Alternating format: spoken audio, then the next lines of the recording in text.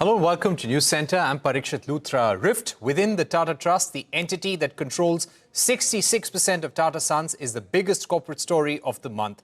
Fissures came to the fore just at the cusp of the first death anniversary of the legendary Ratan Tata. We broke the news last week about how 4 trustees of the Tata Trust were allegedly trying to stage a coup.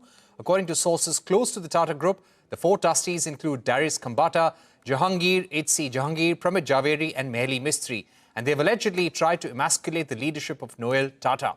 Sources close to Mehli Mistry and 3 other trustees claim a false narrative is being painted to make them look like villains. Such had been the extent of the rift within one of India's oldest and biggest conglomerates that it ended up at the doorsteps of the government. Sources indicated that the government intervention was sought by Noel Tata. One of the key demands of the Mehli Mistry camp has been the listing of Tata Sons. Shapur Mistry of Shapurji Palonji Group, the largest private investor in Tata Sons, is a statement called it not just a financial move, but a moral and social imperative. The RBI designated Tata Sons as an upper-layer non-banking financial company which mandates public listing, but Tata Sons has applied for an exemption, and that application is currently under review. The Tata Trust board had met at the iconic Taj Hotel on Friday. As per sources close to the Tata Group, some trustees believe that it may be important to revisit the decision to keep Tata Sons private. Sources say that only 6 months back, the trustees had passed a unanimous resolution to keep Tata Sons private. To take this forward, we're now joined by Thomas Mathew, author of Ratan Tata's Biography, and Nirmalya Kumar, former head of strategy and former member of Group Executive Council at Tata Sons. Thank you very much, gentlemen, for joining us. Mr. Mathew, if I can begin by asking... Thank you, Parikshit. Thank you for having me. Currently, what we hear, sir, is the fact... having Professor Nirmalya Kumar on the same panel. You know, I heard so much about him. Thank you so much, sir. Thanks to both of you for being with us. Let me begin by asking you, currently we hear that there is at least some understanding between Tata trustees to work harmoniously in the days to come. Do you think the differences between members have been resolved or not yet? Do you feel that issues related to the role of Tata Trusts, its governance and control over Tata Sons, all of that is yet to be resolved?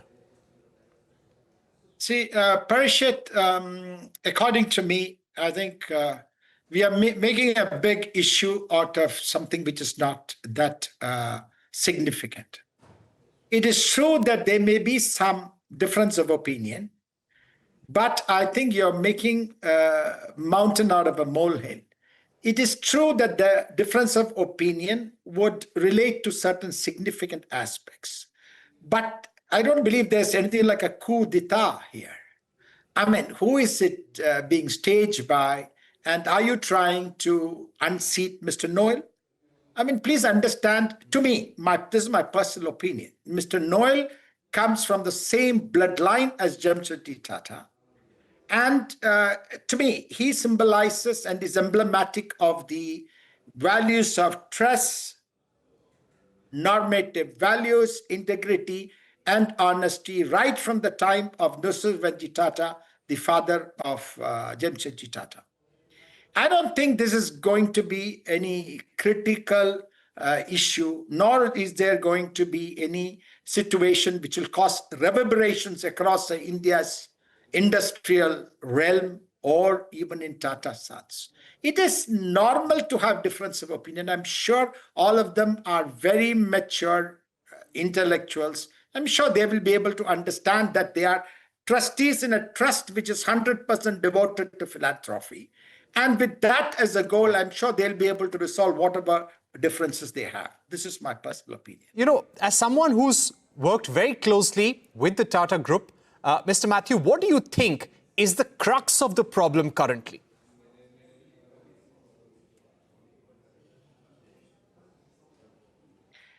See, things is what happened in the trust. There could be difference of opinion on processes. There could be difference of opinion on objective, on goals.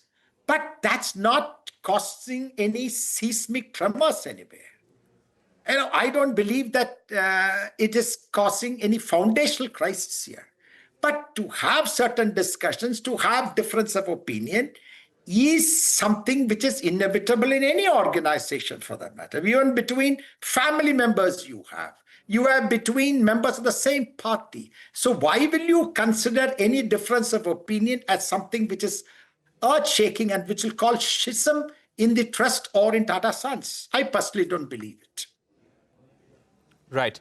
Let me go across to Professor Nirmalya Kumar. Professor Nirmalya, we saw just last week a detailed statement by the Shapoorji Pallonji Group, which owns a 18.3% stake in Tata Sons. They called and reiterated their demand for a public listing of Tata Sons, saying it was necessary for public accountability and transparency. We hear that some of the trustees actually agree with the Shapoorji Pallonji Group statement now. What do you think is the right way forward for Tata Sons now when it comes to the listing? Because this is a matter that the RBI has to now decide on. So I'm not really sure there is a debate over here, because the RBI has already agreed that they should list because they are an upper level financial institution. And given that how large they are and how much control they have in terms of the shareholdings in major Tata companies, it is only natural that there should be some transparency in that Tata Sons. And so listing of Tata Sons is actually a very good thing. It's good for Tata Sons, it's good for the country. So that is why I think the RBI has also said that they should list. Now, the question is why not to list and why keep it private?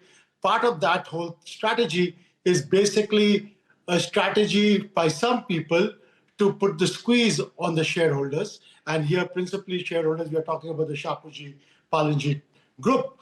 So basically what they're doing is at the moment, given that the shares are not tradable, given that the shares are not quotable, given that they have very few rights in terms of appointing directors, the 18% Shapoorji what you call holding, while is valuable in theory, is not valuable in practice because it cannot be traded to anybody else, nor would anybody else accept that kind of shares without having some guarantees with respect to their ability to influence the board of Tata Sons. So in a sense, it's really a squeeze on the Shapoorji Pallonji Group to make sure that the Tata Sons stays private and they can't use any of their wealth, which has been put into the trust through their shareholding, which is put into Tata Sons, which is major part of their wealth. So, this is really a fight between the family trying to decide, whether one side of the family should be allowed to monetize its shareholding in Tata Sons. And in fairness, yes, Shapoorji Pallonji should be allowed to monetize their shareholding in Tata Sons at some level, and there should be a method worked out for allowing them to get their money out if they so wish to and sell it to other shareholders. But unfortunately, for the moment, it seems to be locked in with the Tata Trust infighting, and also partially locked in because until the RBI rules whether they have to list or not, we don't know the outcome. If the RBI keeps to its guns and says they have to list, then of course this problem is solved and Shapoorji Pallonji Group can get their money out. If RBI gives them an exemption, which is, I think, rather unlikely because it would go against due process, then of course the Shapoorji Pallonji 18.3% holding, which may be worth billions on paper, is still actually in practice worth nothing. Professor Kumar, I would like to ask you, why do you think it's important for Tata Sons to now get listed?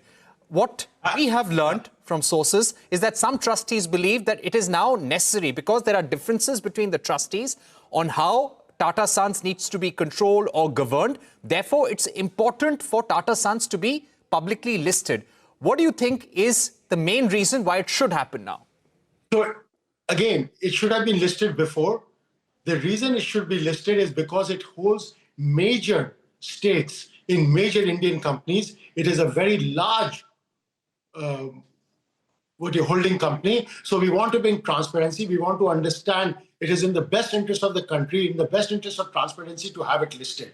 Okay, that is the reason to list it. The secondary reason to list it is so that those shareholders who are minority shareholders, if they wish to, can actually find a way to exit Tata Sons and sell their shareholding to others. That's a secondary point. The first point is the reason why RBI wants them to be listed. The RBI doesn't want them to list so that minority shareholders can cash out. RBI wants them to list because any holding company that is this large and holds so much stake in so many major Indian companies should have the veil of transparency lifted. All right. Let me go back to Mr. Thomas Mathew. Mr. Mathew, what's your view on this matter? Do you think it's time for Tata Sons to be publicly listed? Parikshit, please pardon me. I'm going to take a slightly contrarian view. Having spent some time in the capital market, there is a certain point I would like to make here.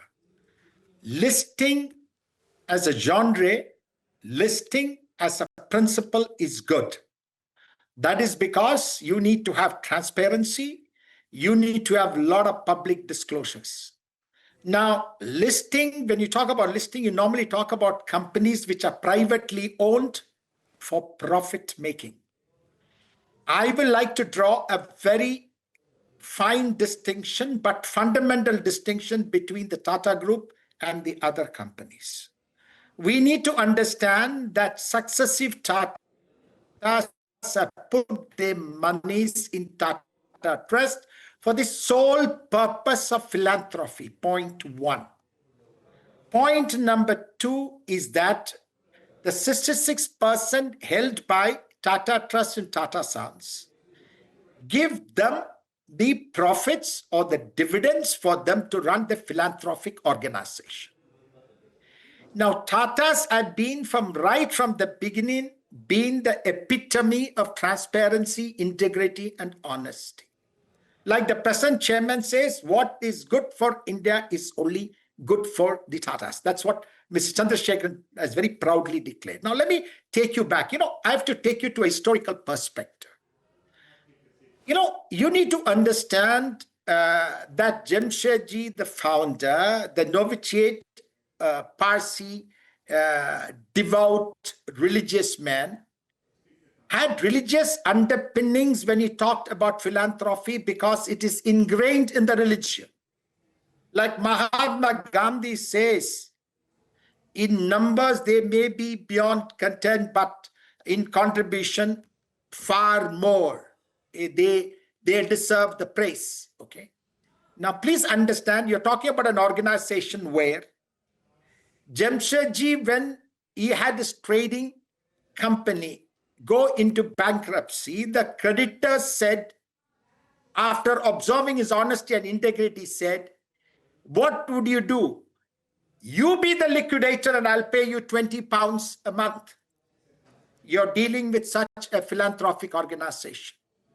And if you list Tata Sons, I personally believe the core reason why Tata Sons exist today will be lost forever. And what would happen? And what are the consequences of it? Please understand, Professor Nirmalya Kumar may disagree with me, and so will be several others. But I'm not trying to say that I'm completely against listing. But when it comes to Tata Sons, let me explain this to you. If you look at Tata Sons' history, Tata Company's history, profit has not been their sole motive. Let me come to an example of the Mundra, super efficient, that is power plant.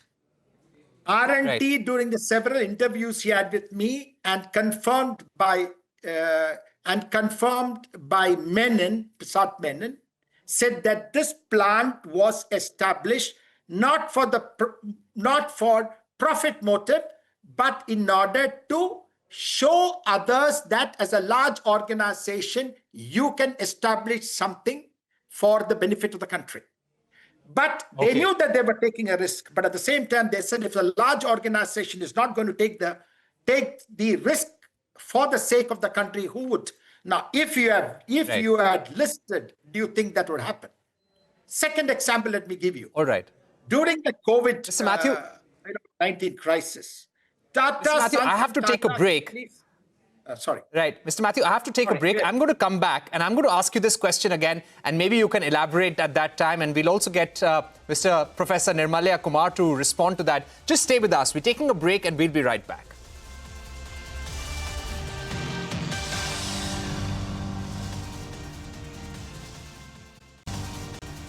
Welcome back. You're watching Newscentre, and we are discussing whether it is time for Tata Sons to go public or not. Now, this is a debate within the Tata Trust as well right now. Let me go across to Mr. Thomas Mathew and Professor Nirmalya Kumar, who continue being with us. Mr. Mathew, we were talking about the listing of Tata Sons. If I were to ask you, what would have been Ratan Tata's wish when it comes to the future of Tata Sons? Should Tata Sons be listed now? Would this have been his wish as well currently?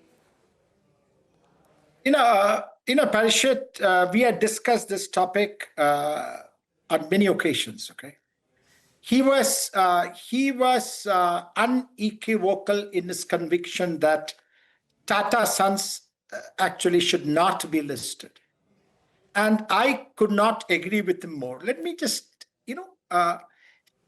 Tata Sons and Tata Trusts embody a very unique system. Please understand, it is not only in India that you have this. In fact, at the time, we studied the Robert Bosch Straffung, or the foundation. Now, 92% of that is Bosch GmbH, that is private limited company, is owned by the foundation. And please understand, there is no listing whatsoever, number one. And it is not that they do not raise public funds. Through bonds, in the last 10 years alone, they have raised almost, if my memory serves me right, about 11 billion euros. And the entire funding is for philanthropy. Now, this is not my point of view. You need to understand the successive chairman of Tata Sons, like JRD, had no property. He didn't have a car. He lived in a rented house. And let me tell you something very, very important, which we need to absorb and understand. In 1957, because the capital markets were very nascent in this country, Jamshedji went to New York to raise funds for Tisco. And you know what Time magazine said? That his reputation and integrity of Tata would ensure that he will get more than what he's going to request or what he's going to desire from the US market. So here we are looking at a completely different being. And honestly, if you ask me, would making an exception for Tata Sons be against the law? My answer to this is no, because in India, equality is to be maintained between equals, and to treat unequals equally is against the law. So therefore, to me, all right. Okay. Let me put that final question. Okay, let me put that final question to Professor Nirmalya Kumar. Professor Nirmalya Kumar, what are some of the questions that the Tata Group is now going to confront over the next few weeks? This matter has gone to the government. Two very senior cabinet ministers have held meetings with leaders of Tata Trusts and Tata Sons. What do you think is the road ahead? And some questions that the group was faced, because over the last few weeks, we've seen issues over the appointment of nominee directors on the Tata Sons board. There was contention and differences over the exit removal of Vijay Singh as well. What do you think will happen next? So I think in terms of Tata, I disagree with pretty much everything that the previous speaker said, because I generally find the more people talk, the less they have to say. But, the important thing to remember is Tata Sons is operating as a company. They have to run as a company. A holding company means we are trying to improve the performance of the subsidiary companies and maximize the profit at the holding company. The way you do the best for Tata Trust, which is the charitable arm, the way you do the best for the Tata Trust is by making more money at Tata Sons and giving the dividend to Tata Trust so they have more money to spend. If you don't make any money at Tata Sons level, you're not going to be able to give any money to Tata Trust. So you have to make money at Tata Sons level, and the more money you make there, the more money you have available for Tata Trust as dividend to spend on charitable things. Second thing to remember is Tata Trust, while it's called Tata Trust, is not a family trust. It is a non-profitable charitable trust, okay, devoted to developing India. Thirdly, you have to remember that for the most part, the Tata Sons will only be impacted by the Tata Trust nominees. Otherwise, I'm sure Chandrasekaran and I'm sure that the team at Tata Sons will be running the companies, and all the company CEOs will be running their companies and not getting diverted by this little fracas that is taking place at the Tata Trust level, because it doesn't really impact them directly, except for the couple of board members that Tata Trust nominates for the Tata Sons board. As far as the disagreement on Vijay Singh and retiring Vijay Singh, I think Vijay Singh should have been retired a long time ago, so I don't see any problem over there. I'm sure that he's been replaced by somebody who would be more able to do the job. So I think in the end, RBI has made a ruling. They need to list. I suspect that to get an exemption from this ruling will not be as easy as people think it is, nor there is any reason for an exemption to be given, because the Tata Sons is a major holding company with a lot of holdings in major Indian companies, which are important for both the shareholders in India as well as the consumers in India. So we need more visibility, we need more transparency. And so in the end, you can try to squeeze some minority shareholders because you want them. It's done all the time in India. I know that minority shareholders are supposed to have no rights in India because the promoters, they are at the mercy of the promoter, whatever the promoter wants to throw their way. Fair enough, and I know that a lot of people believe in that Kumar, model because finally, they lived up with that model. Was there also a difference between Cyrus Mistry and other leaders at the Tata Group over this issue, over listing? We never talked about listing. It wasn't really an issue for us at that time, to tell you the truth. It hadn't come up at that time because RBI had not ruled at that time for us, right? So, it was not really an issue. Of course, Ratan Tata would have wanted to keep it private because his job was to squeeze the minority shareholders. So that I have no disagreement on. I'm sure he wanted to do that. Okay. Here. Mr. Mathew. The previous speaker tried to overdo me by speaking more than I did, but I'm not going to attribute that he has nothing less to say. What he said is a different point of view. And I certainly do understand that Nirmalya Kumar has some grievance because he was asked to leave, and therefore he has some hurt in him. I agree that Cyrus Mistry was a good man and the situation should not have arisen. But to attribute a statement that R&T wanted to excuse minority shareholder completely run out of time. Is unbecoming of anybody with the eminence of Professor Nirmalya Kumar to make that statement. All right. We've completely run out of time, but thank you very much, Mr. Mathew and Mr. Nirmalya Kumar, for joining us with two sides of the view when it comes to this debate. Let's see what happens in the days to come. With that, it's a wrap on this edition of Newscentre. More news and updates continue right here.